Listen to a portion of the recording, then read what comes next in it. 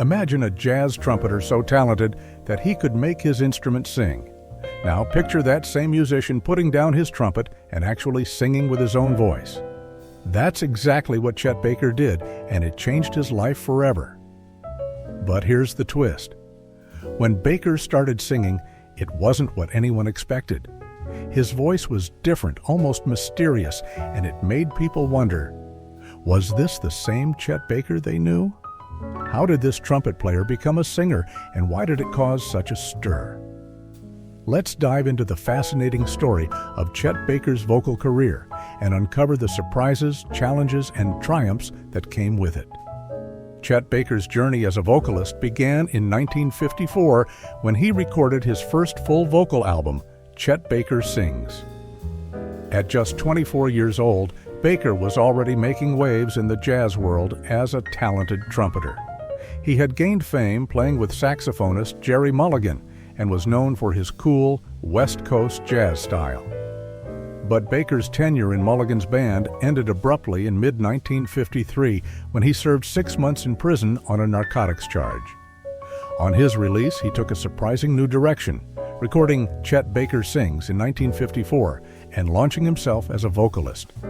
When he stepped up to the microphone to sing, something magical happened. His voice was unlike anything people had heard before, soft yet vulnerable. The album Chet Baker Sings was a turning point in Baker's career. It transformed him from a cool jazz trumpeter into a bona fide pop idol. The record featured Baker singing jazz standards, accompanied by his own trumpet playing and a small group of musicians.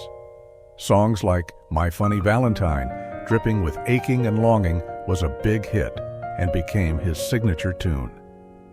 Time after time, and I Fall in Love Too Easily became closely associated with Baker and would remain part of his repertoire for the rest of his career. The album's intimate late-night feel struck a chord with listeners and showcased a new side of Baker's musical personality. What made Baker's singing so unique? For one, his voice was mellow and dreamy, with a mysterious quality that made some listeners wonder if they were hearing a man or a woman sing. This was quite different from the macho image that many male jazz musicians had at the time. Baker's singing style was also very laid-back and cool, without the usual tricks that singers used to sell a song. He didn't use vibrato or dramatic phrasing. Instead, he sang in a straightforward, almost conversational way that felt honest and vulnerable. Baker's approach to lyrics was also distinctive. He had a way of delivering words that made it seem like he was thinking them up on the spot, giving each performance a fresh, improvised feel. This style perfectly complemented his trumpet playing, which was known for its lyrical, melodic quality. It was as if Baker had found a way to translate his trumpet voice into a human one. Reading about Baker's foray into singing was like walking through a minefield full of critics. In the beginning, almost no one liked it. Some thought it wasn't manly enough, while others felt it wasn't skilled enough. Some critics blasted his lack of affect, saying his singing lacked emotional weight. Much was made about the girlish, non-masculine quality of his voice. Often this critique was accompanied by an analysis of Baker's life choices, drug use, and callousness toward women. He was worshipped and reviled, while others thought he sang and looked like an angel. But what made critics most uncomfortable is that Baker didn't sing like a man. People would ask when they heard Baker sing whether that was a man or a woman. Jazz purists argued that Baker should stick to his trumpet and leave the singing to real vocalists, but Baker persisted, believing in his unique approach to vocal jazz. Slowly but surely, his unique vocal style began to win people over. As Baker's popularity as a singer grew, he started to attract a wider audience. His good looks and romantic image made him a heartthrob, especially among young women. He was often compared to movie stars of the time with his chiseled features and cool demeanor.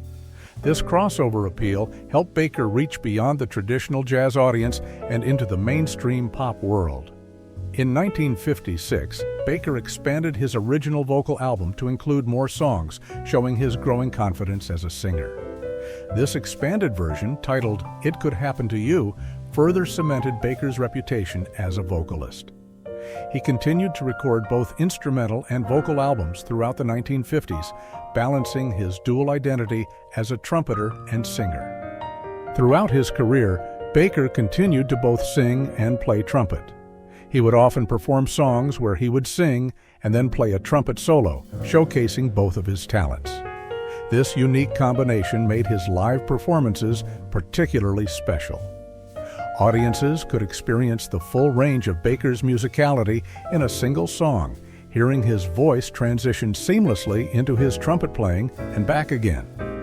Baker's ability to do both made him stand out in the jazz world and helped him maintain his popularity even as musical tastes changed. As rock and roll began to dominate the charts in the late 1950s and early 1960s, Baker's cool, introspective style offered a sophisticated alternative that continued to resonate with jazz fans and romantic music lovers alike. Baker's vocal career wasn't without its challenges. He struggled with drug addiction for much of his life, which sometimes affected his performances and recordings. There were periods when his voice became raspy and strained due to his lifestyle, and he occasionally had to cancel shows or recording sessions. Despite these difficulties, Baker continued to sing and record until the end of his life in 1988. In the 1970s and 1980s, Baker experienced a career resurgence, particularly in Europe, where he spent much of his later years. His vocal style, once considered unconventional, had become influential and was now appreciated by a new generation of listeners.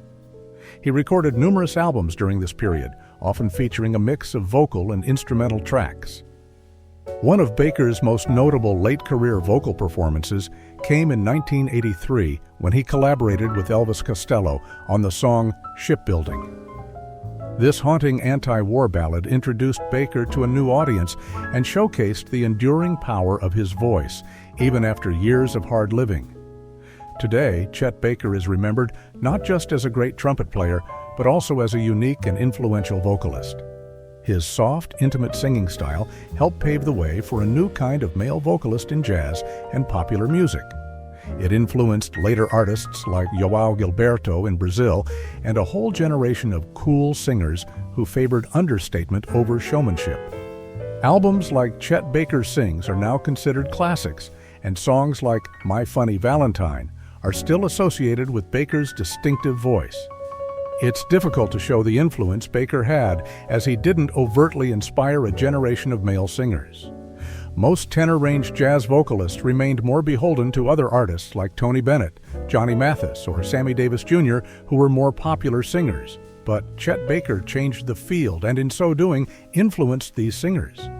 He brought the ethos of cool to a kind of climax by moving into territory that had once belonged only to female vocalists and opened up the emotional space to show vulnerability.